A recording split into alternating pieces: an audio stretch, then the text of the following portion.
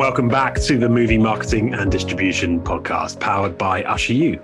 My name is Alex Stoltz. I'm a media entertainment strategist and producer, and as well as hosting this podcast, I am head of film at Usher U and run a company called Future of Film.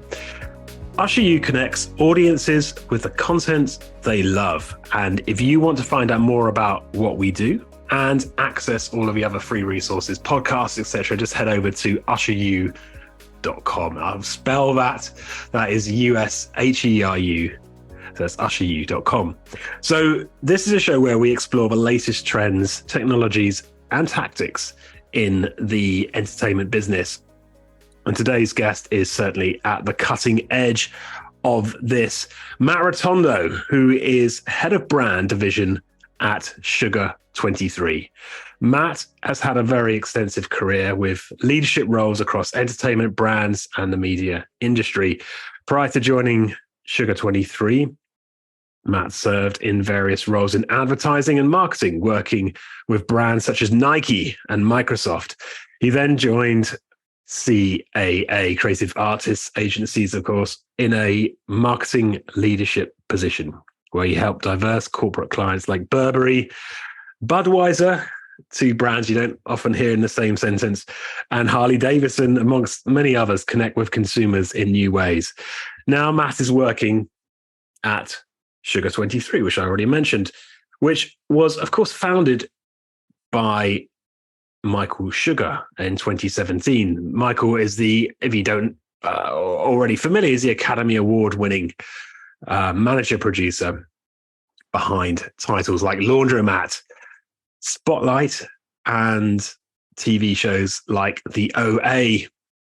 Sugar23 Incorporated is a multimedia production and talent management organization with a mission to impact culture through entertainment. In his role, Matt brings together his extensive experience and is responsible for developing TV and film projects supported by brands for premium distribution. So, this conversation, I'm really excited about this conversation. As I was saying to Matt earlier, it's something I've been really thinking about, and I'm really going to be exploring this interface between brands and entertainment, and how Matt and Sugar23 are pioneering new ways to create value for both the brands and the entertainment in innovative new partnerships. Matt, that's enough of me. Welcome to the show. That's enough of me too. You said so many nice things. Thank you. Glad to be here. Glad to talk with you. Yeah, thanks so much for taking the time. So I'd love to start. We had a sort of a potted history of your work. A very quick overview. But tell me about how you met Michael Sugar and joined Sugar23. Sure, I'll take it probably back farther than you would think, but it's helpful in kind of understanding why I'm where I am and what we're trying to do, which is I started my career in advertising, which you said. I worked at a great agency, Wieden & Kennedy, and we did Nike ads and ESPN Sports Center ads, which in the US were, phenomenal in the late 90s, mid to late 90s. So it was content, it was advertising, that was pop culture. And that was great to be a part of. And your early jobs, you don't know how good you have it. And then, I left Wieden and went to other places and did ads that once TiVo was introduced, or, ad avoidance technology was introduced, I had to reevaluate my career because people were basically saying, we don't want what you make. So maybe it's ego, I don't know, but I did not want to be in an industry, or for me personally, I should say, it's still a very robust and important industry. But for me personally, that started my journey towards entertainment, and it took a while to get there, but ultimately I found my way to CAA, Creative Artists Agency, and worked with many brands. I was there for 10 years, and it was wonderful to be exposed to all that was happening in culture and in entertainment before you see it on screen. So access to tons of information and incredible relationships and just brilliant colleagues putting together the things people love. But it was still hard to create entertainment for brands. And there were a couple reasons for that. One, the industry didn't really need brands beyond their advertising dollars. This was, again, kind of mid 2000s. And brands weren't there yet either. There were so many new tools in ways to reach audiences that making TV shows was just not really a priority.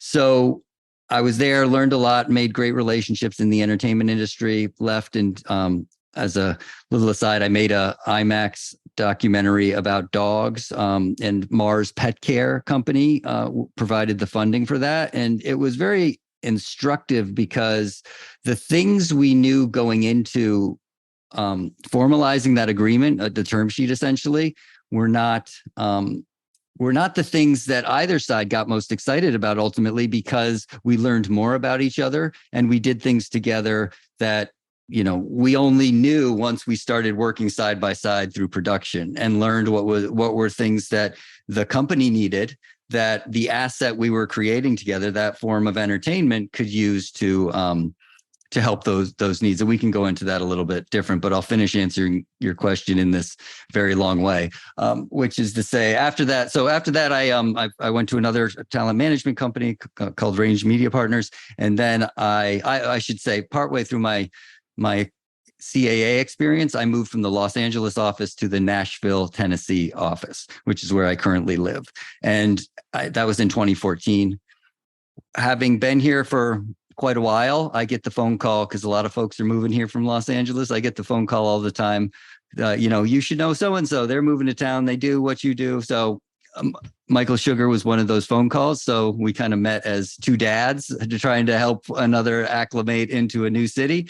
And we quickly got to discussing what he did with work and what I was doing. And he had a very formative experience, distinct from his illustrative entertainment career, both as a producer and as a talent manager, with Procter and Gamble. And he put a series together that opened his eyes to what was possible with brands in today's kind of media landscape, which was Procter and Gamble, P&G Studios has been really at the forefront in a lot of ways of funding stories that they believe need to be told. So, and this was one of those projects. They wanted to create a documentary about recent social issues that have changed our world forever. And as they started brainstorming, there was a long list. And Michael said, why don't you do this as a series, not a documentary? And the answer that came back was, we tried that, but nobody wanted to buy it. And Michael said, well, let me try it the way I would do it. And so he went, and there was an episode on climate change, and went to Leonardo DiCaprio and asked if he would wish to be an executive producer on it. And he agreed. Another was Trevor Noah. There's an impact of media on like how we live our lives. And Trevor Noah signed on to do that episode, as well as EP, the overall series.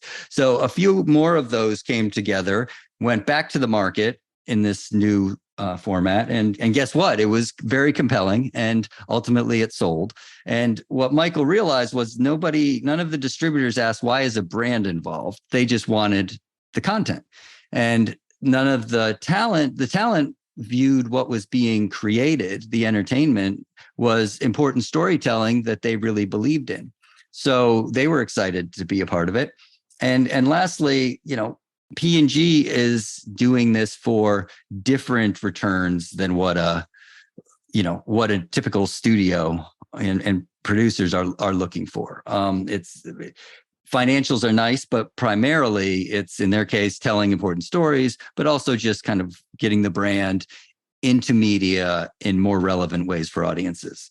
So having had that experience, and it was shortly after that experience that Michael and I met, and he was really excited about this. And I'm like, I've been around people and talking about this for a very long time. It's proving very challenging, and it falls apart because we don't have access to people like you who, it's not even access. So there's access, but people like you will be involved, initially a little bit, but it really requires, your kind of full might and your attention and commitment to the projects and involvement with the projects. So I joined his company, Sugar23, which just to add, Sugar23 has been around for about 5 or 6 years, and it is a talent management and production company that produces premium entertainment to move culture and to evolve the industry. So Michael has done a number of things in his career, both from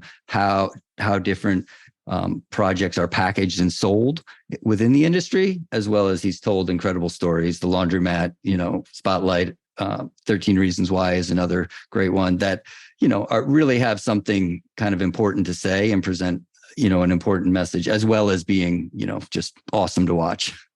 So in the past year, we have been working with corporate brands to help them create what we're calling brand studios.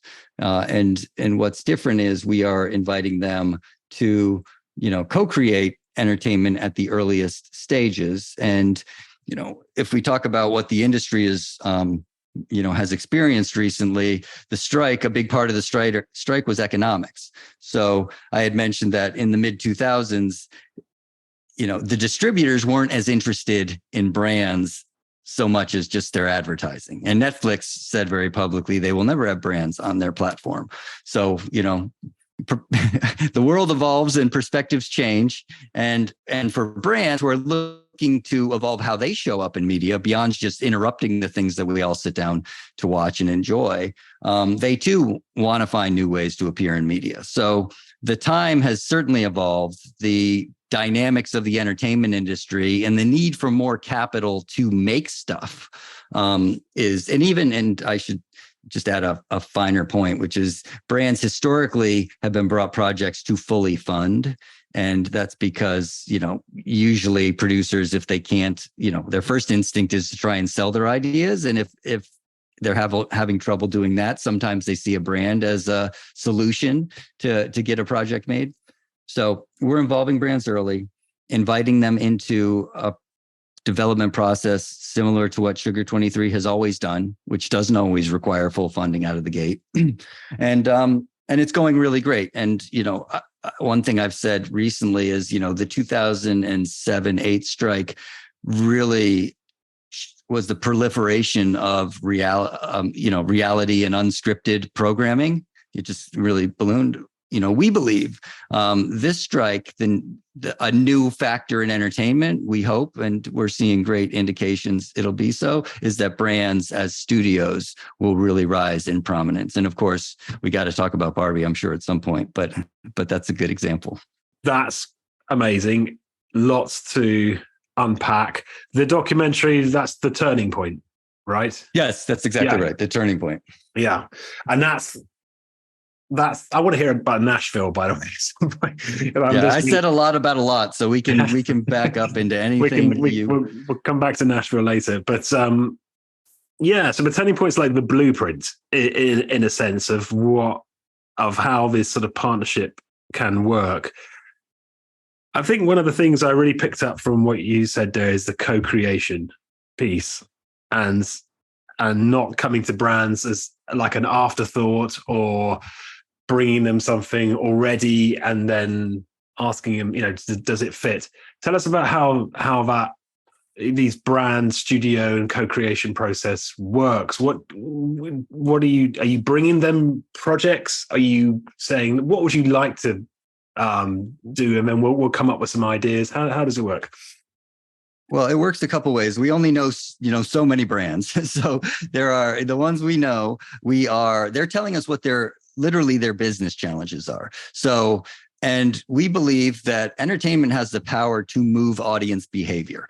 Look at the Queen's Gambit. What if Mattel, who makes chess, or chess.com, and those companies benefited by virtue of the fact that something that they sell was, presented in entertainment in a super compelling way. Obviously every league wants Drive to Survive about Formula One for the impact it has had, especially in the hard to penetrate for F1 US market. Going back to Back to the Future, skateboards and Gibson guitar sales were seen to spike. The Love Boat series, cruises went up. Like when certain things, and lest we not forget Sideways, we are not drinking Merlot. Merlot went down and Pinot went up. So, those are circumstances that entertainment has affected business by accident. We believe that entertainment can impact business on purpose, as long as it's entertaining. Like every example there is entertaining.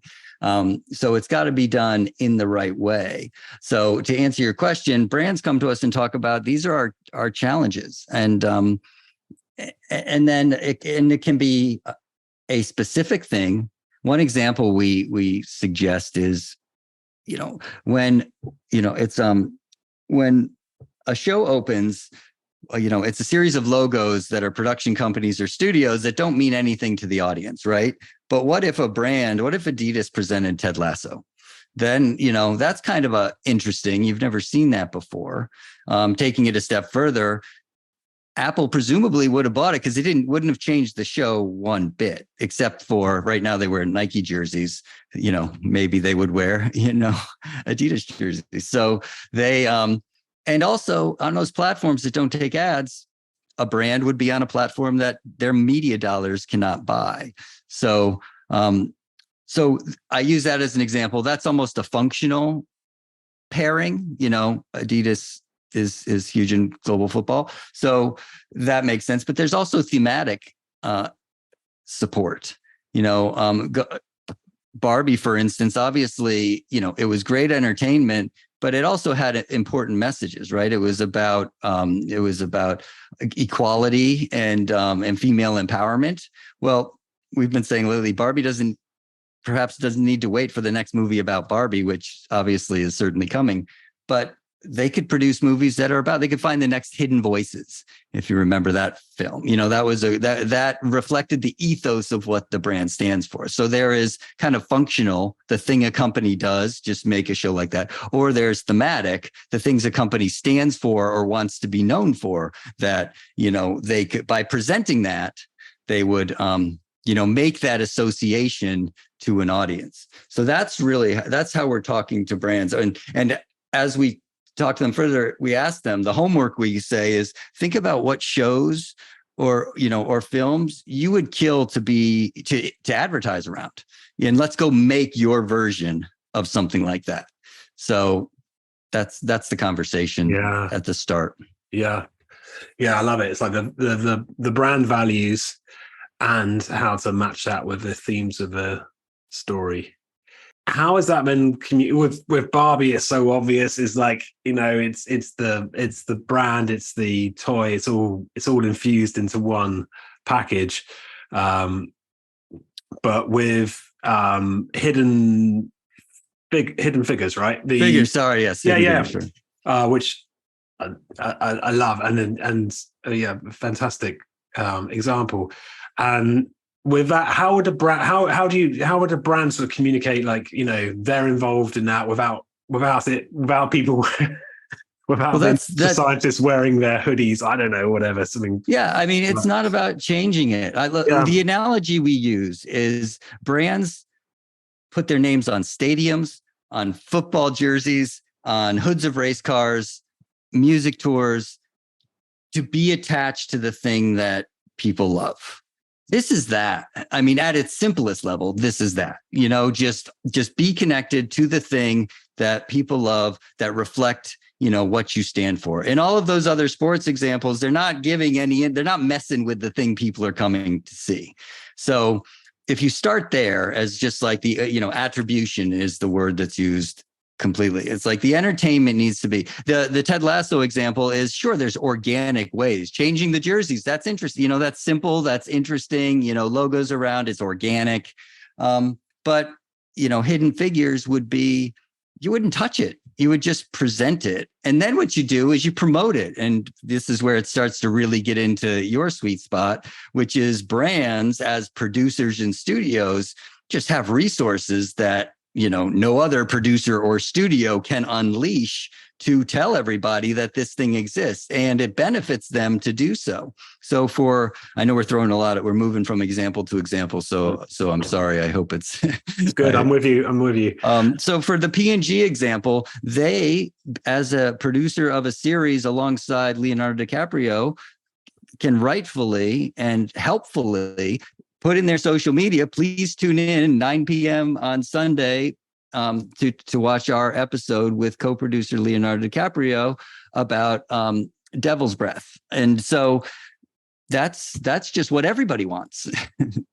So yeah, well, that's another way. And then, where I really geek out, and back to, to add to even go jump around further, that the dog film I mentioned, using that asset, and one of the most powerful things that the brand did was Mars Pet Care. It is the candy company that is now heavily invested in one of the leading, if not the largest, pet brand, a collection of pet brands in the world, pet foods as well as veterinary hospitals.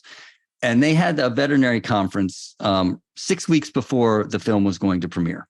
So learning that, not much, a little bit before the conference was coming up, we said, what if you, the head of one of your veterinary chains introduced a clip from the film and brought up cast from the film, an entire search and discovery task force. So it was like, 10 people with their dogs. It was very just memorable and iconic on stage with a person who, frankly, veterinarians, my dad's one, so I have a little bit of extra insight.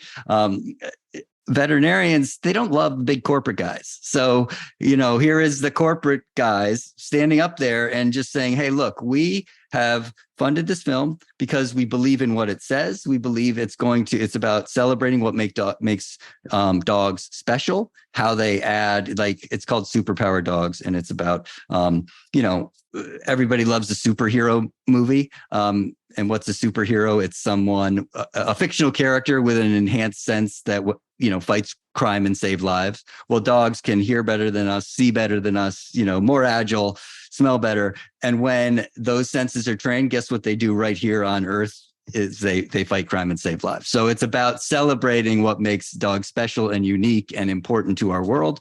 And so he stood up, said that message and said, we believe this will help educate the greatest generation of dog owners.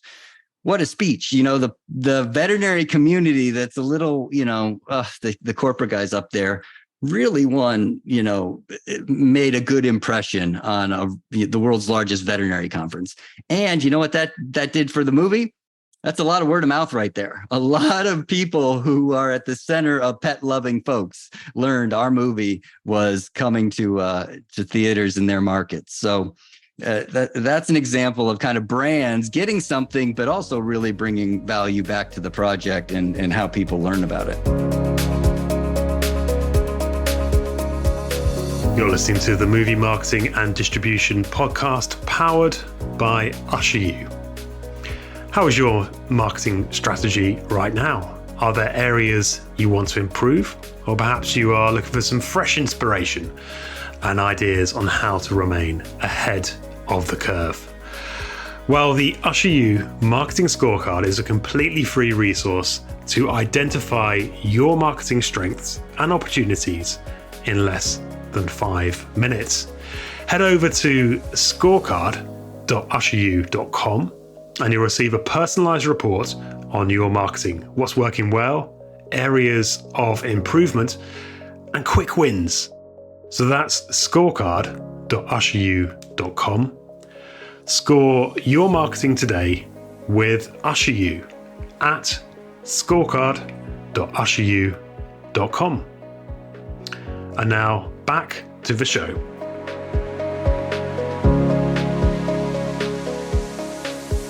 I think you probably answered this already, but is an activate? Do they need some sort of activation, or is that more that sort of happens organically through their when they're marketing and promoting it? They can create different content around it to then engage with audiences. Well, I think it depends on case by case. We have some documentaries that are being created, and we'll do a film festival circuit, much like we would do. I mean, if you're, a typical Hollywood producer, you do it for sales purposes, and you kind of cherry pick how few can you go to get the right sale. But in this case, we want to go to a lot. You can pick them market by market, and then you do events, and you're reaching, brands are always looking to connect with kind of the influential who's who in Hollywood. And that's who's at so many of, especially the marquee film festivals. And you are there brands are there as a producer, doing screenings, and maybe you do a couple extra screenings. So again, brands doing what benefits their interests also benefits the film project. And the same is true on the other end. Heaven forbid these projects are up for, award consideration. Screenings are super important in certain markets. So an ability to then have another crack to make sure. So, I mean, that's activation with purpose, for the entertainment vehicle. And I do think, brands default, our conversations are largely around going on, on television platforms, but the film festival circuit, it's hard to get a commercial theatrical release, as you well know, but, we would love to find the opportunities to do that, because again, brands love, AB InBev, the world's biggest beer company. A lot of theaters are serving beers. Like, there's ways and they love that live, in-person, physical, in the community connection. So I think that's going to be a way that brands are going to, really embrace trying to find more theatrical opportunities, because of what it gives them, and it'll make the experience better for the audience, we hope. So that's always the goal.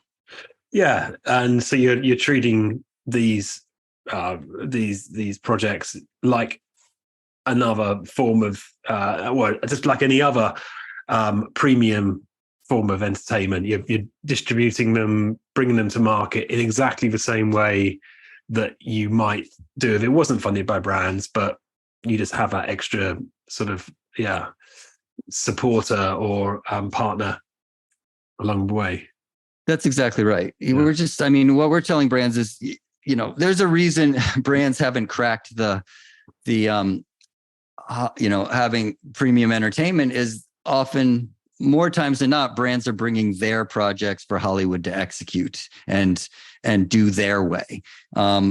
But as Michael proved when he worked with P&G, he's like, let me try it my way, the way I would do this, and just trust me and, put these things together. So there's leaps of faith and trust. I mean, Barbie, again, there was just a reminder on LinkedIn about 10 years ago, there was a cover story about what Mattel was trying to do with kind of a premium entertainment studio. That was 10 years ago. They've had some things in the meantime, but, it took that plus to get to Barbie. So, it took, and that was clearly a relationship of trust, because, I think a lot of people were surprised at how Mattel was willing to be portrayed in that film.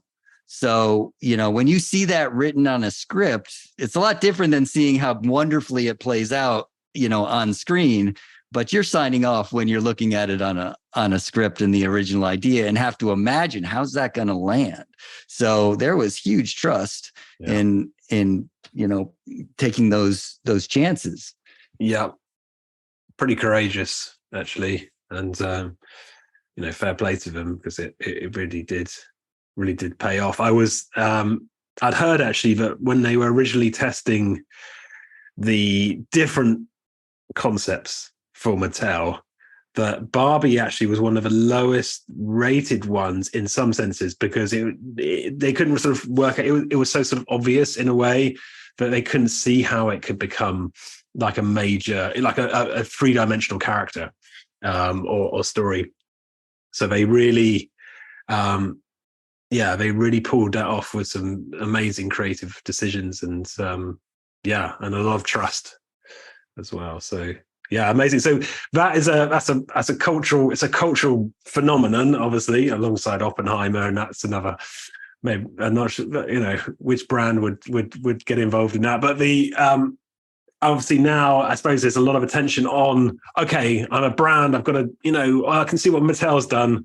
Are you sort of feeling that in the market right now? Are you, how are you sort of counseling brands which come to you who want to do something similar?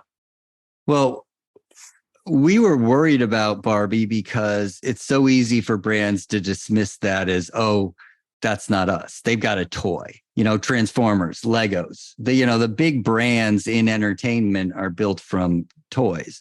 So, that's 1% of, I'm making up that statistic, but it's a small, most brands aren't toys or don't have that kind of IP. Michael actually wrote an op-ed that ran in Fast Company just about a week before Barbie premiered. It said, your brand can be Barbie. And it's like, what do you mean my brand can be Barbie? I sell soap. But it's like, again, it's more about aligning to themes that your brand stands for. If you've Dove, for instance, let's pick a soap that actually is known to have Dove could be Barbie. Dove is about, self-image and, equality and female empowerment, I guess, just human empowerment. So Dove can do similar stories because they telegraph something that is very relevant for, themes in entertainment. So, but brands are quick to dismiss, it's like Red Bull forever, what Red Bull has done with original content and, their YouTube channel as it's peerless, just in terms of the audience that it has.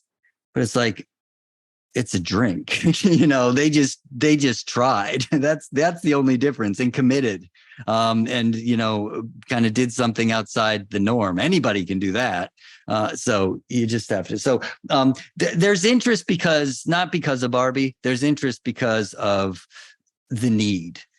Brands spend so much money to get people to pay attention to their ads, so, the idea that they can show up differently, and it's references like we're again the hood the building sponsorships, the stadium sponsorships, and the badging, and no one likes the word badging, but the associations that they're already doing, they get that. And guess what? Those are expenses, big expenses. It costs a lot of money to do all those things. But what we're talking about is co-develop.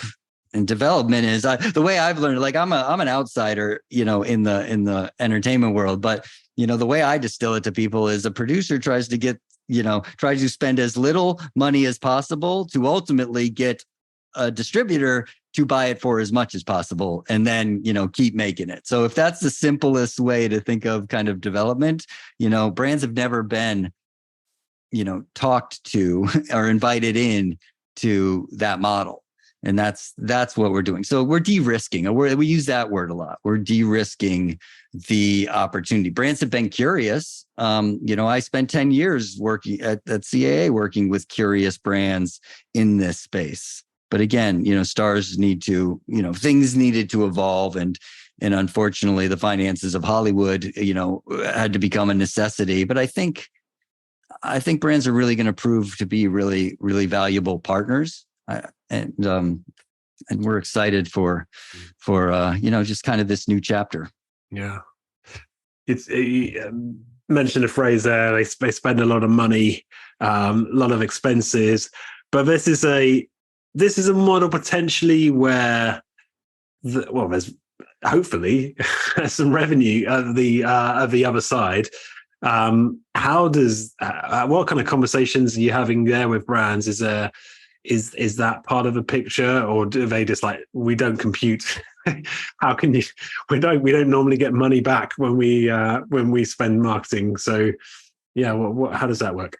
Thank you for asking that question to allow me to finish the thought I had meant to say. So okay. I'm going off on too many tangents, but the point I was saying was the stadiums, like all those things they invest in, are marketing expenses. The projects we're bringing brands into are investments that at a minimum, even if they're, it's 50 grand for an unscripted sizzle pitch video, you're going to get that money back. Nowhere else marketing, cuts you checks back. So, and then of course, they have the option.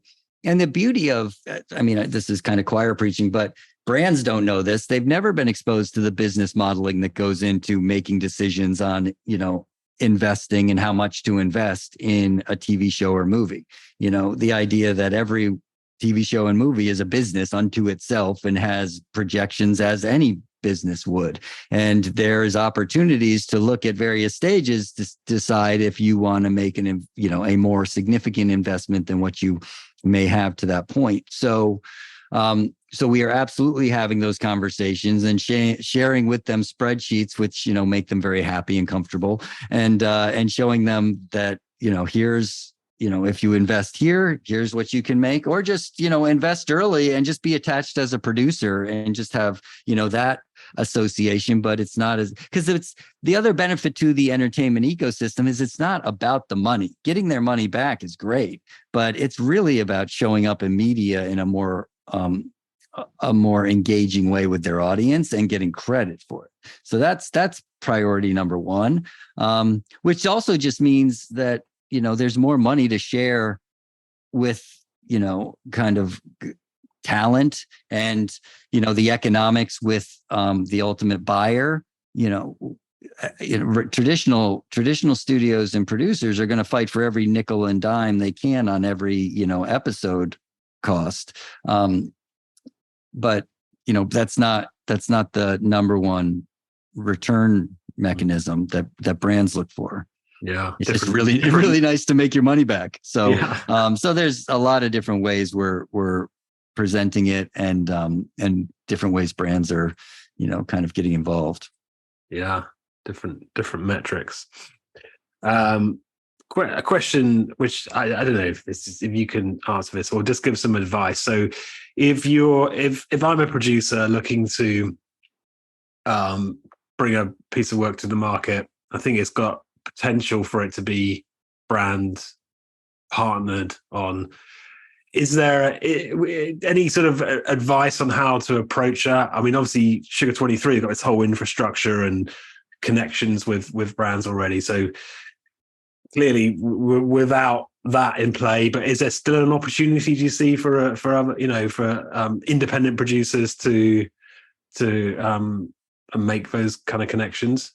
Yeah, I theoretically, yes. I mean, it comes down to who do you know, right? Like, do you have a contact? I mean, even we are, I've been in this business, in the brand business my entire career. And, it's hard to get the right people. The trick is the right person, like that's, that is the hard part, because some people go through advertising agencies because a lot of ad agencies know that's important. Some people go through media agencies, and there's all the big holding companies in marketing, who hold all the media dollars, right? And they are talking to distributors about how to make things more entertaining. That's another, place that these conversations are happening.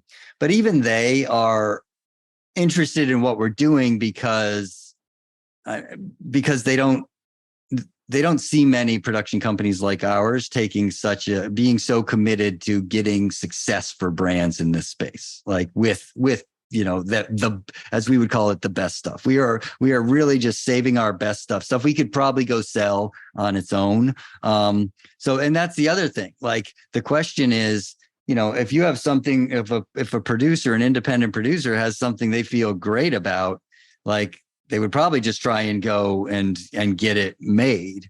So it's the question of, do you need a brand? If you need a brand, then, that's kind of the way it's always been done. Like, if you have to have a brand, but if you want to prove this model and get a brand because of all the value that it brings, that's what we're doing. We have shows that, we probably could sell, soon.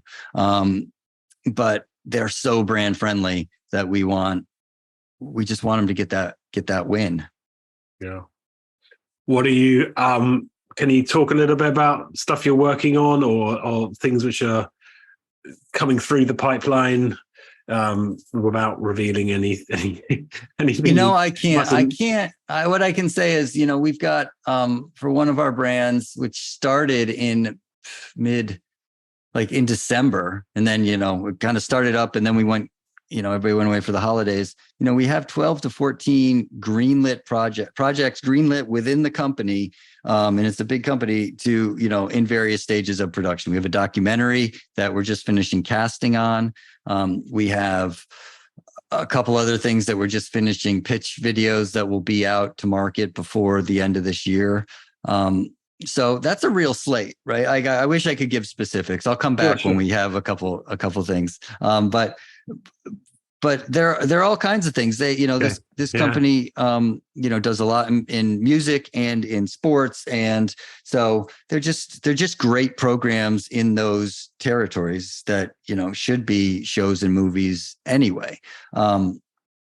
So one thing we've done, we just sold a development project with a major brand to a major broadcast network, which I don't know if that's been done. It's a 30-minute scripted comedy, like kind of mainstream, prime time, 4-quadrant comedy that this brand is involved from the start, and so we can't wait to talk about that one, because it's speaking from the start, it goes back to the start, right? Like, brands were making the shows until the networks decided, we can make more money if we're just selling smaller bits to a lot of different companies. Right, so right. People soap operas, right? That's the well, soap operas, and again, I don't know which versions of these, or maybe it didn't kind of originate this way, but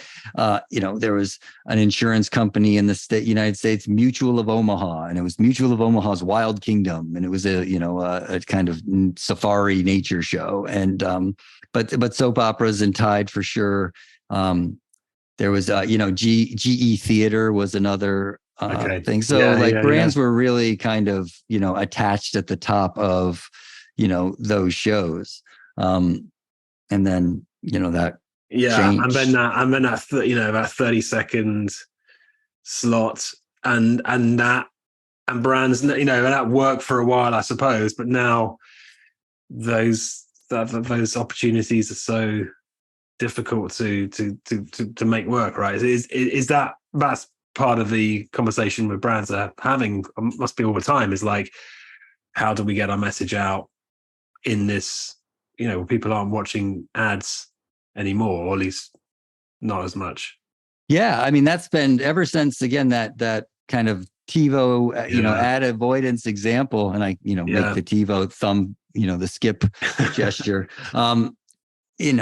It's been a problem. Attention is just scattered. So if you're not central to the thing people are sitting down to watch, and again, when I say central, it's not like a brand is going to appear in every frame. So, there are only certain moments, but, as much as the conversation on Netflix of late has been about how they're taking ads, I don't know anybody who's changed their payment structure with Netflix so they can pay less and watch ads.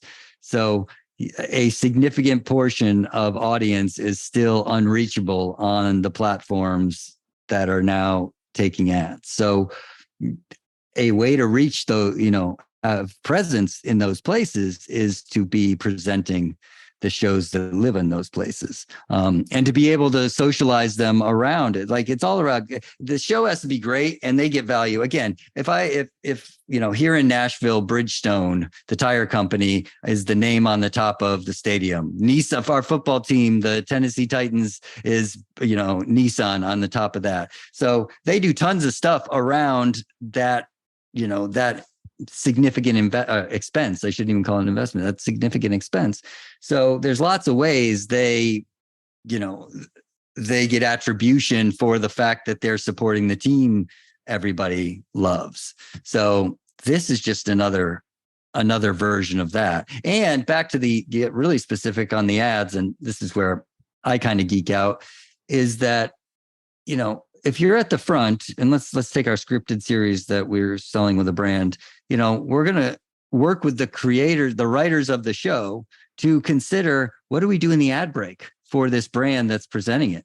Like, why doesn't it just continue the story in a way that has, yes, it has the pride, like you write the ad, but with a character from the show, or tell some backstory or something that's like, stay tuned because you're going to get more of this. But guess what? It's going to have, feel more addy, because that's where people expect the ads. So heaven forbid people actually hang out, on and watch the ads on purpose. So, so that will be our, so we're trying to really think creatively about those moments. Yeah.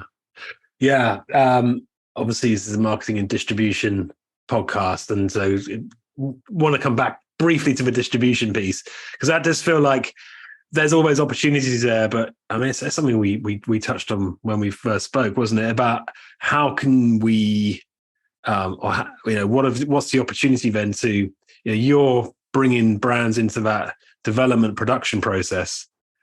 What would it look like to bring the brands more into the distribution process in a sort of formalized way? And how can they more actively, I'm just throwing this out here, so I'm thinking as well, how can they more actively use that opportunity of the theatrical release, the streaming release, to engage with their their consumers, their audience in a sort of systemized way? So I'm just thinking aloud.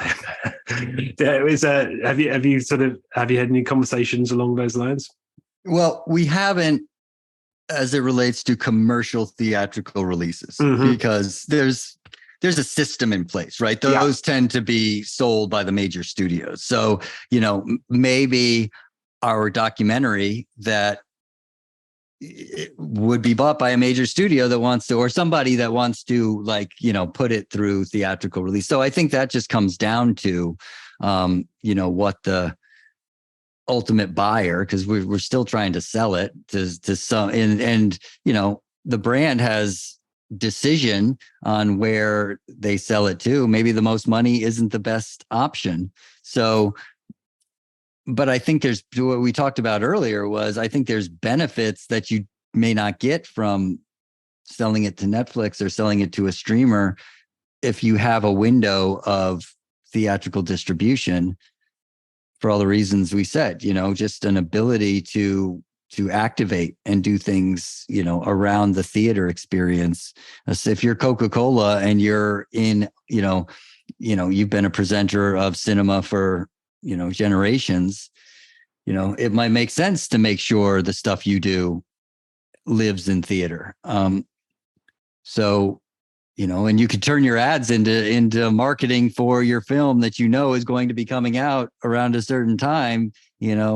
All those kind of young filmmaker contests are fine, but maybe you use that as, to talk about the film you made.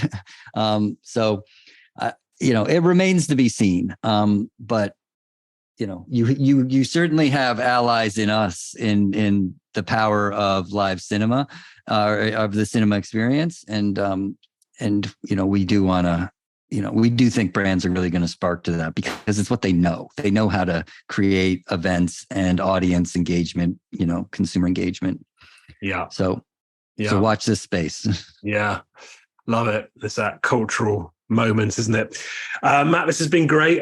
It's fascinating. I'm going to add one thing. You wanted to talk about Nashville, and I hadn't forgotten. Yeah, the reason I wanted to bring it up is because just relevant to your business. This weekend kicks off Nashville Film Festival, all right, which a good friend of mine, Jason Paget, is the executive director. And so there's my plug for Jason. Nashville Film Festival. It's its 54th year this year, so it's a pretty, it's been going a minute.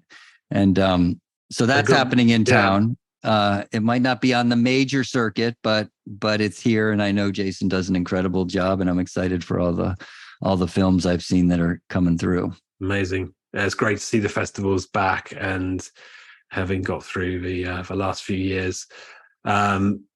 It's great. And you're happy in Nashville. It sounds like there's a lot going on there, right? Which is feels like it's growing and a lot of companies moving there?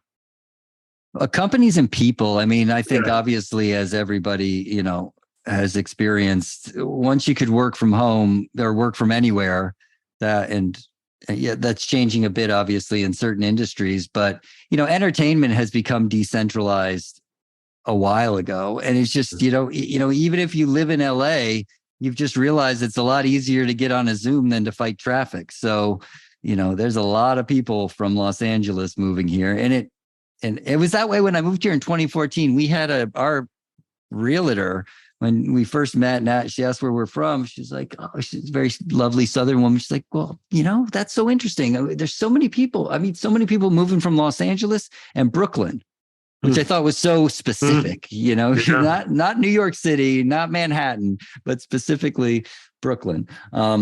So, and it's only continued. And that's why we get these phone calls all the time from people who are just, looking to make their way here. So I love it for that reason. I've never seen a city change before my eyes the way the landscape of Nashville, just downtown. Wow. Super cranes everywhere. So it's a very vibrant and evolving place to be. And people are, there's a good community. It's a great, Southern town, and Southern hospitality is a very real thing that lives here. So it's a nice place to raise a family for sure. Wow. If I'm ever in town, Matt, I know the man to call. You sure do. You sure do. Thanks again. Yeah, I really appreciate this. And we're very excited by what you're doing. And look forward to talking more. But thanks for joining the show. Well, thank you. I'm flattered that your podcast took an interest in this, and I've really enjoyed talking to you.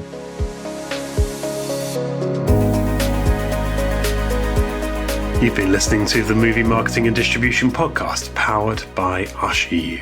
If you want to know more about how Usher You can transform your marketing and distribution, just head over to usheryou.com, or why not drop me an email at alex@usheryou.com. But in the meantime, thank you again for listening, and look forward to welcoming you back on the podcast very soon.